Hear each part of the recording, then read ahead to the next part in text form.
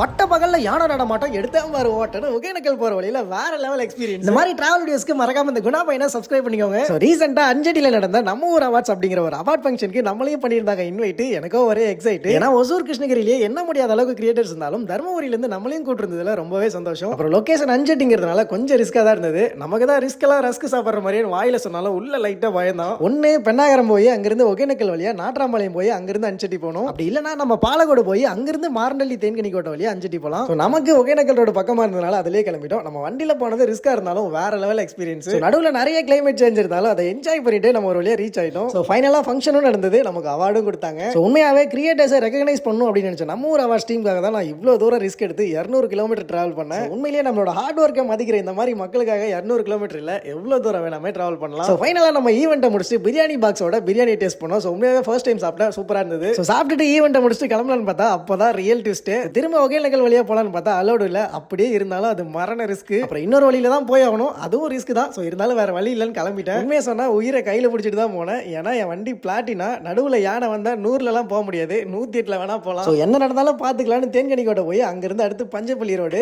அதுக்கும் மேல ஒரு வழியா மாரண்டள்ளி போய் பாலக்கோட்டை கிராஸ் பண்ணி தர்மபுரி போய் தொப்பூர் டோல்கேட் போய் ஒரு வழியா வீட்டுக்கு ரீச் ஆயிட்டாங்க. நான் வீட்டுக்கு வரதுக்கு மணி நைட்டு 11 ஆயிடுச்சு. எனக்கு வேற வழியே இல்லை அப்படின்றனால தான் நான் டிராவல் பண்ணேன். நீங்க அஞ்சடி பக்கம் போனீங்க அப்படின்னா இருட்டுக்குள்ள திரும்ப வந்துடுங்க. நான் பண்ண பைக் டிராவலே எனக்கு பிடிச்சதும் ரிஸ்கானதும் இதுதான். அப்புறம் வீடியோ பிடிச்சிருந்தா மறக்காம ஒரு சப்ஸ்கிரைப் பண்ணிட்டு நீங்க எந்த ஊர்ல இருந்து பாக்குறீங்கன்னு சொன்னீங்கன்னா நானும் தெரிஞ்சுப்பல.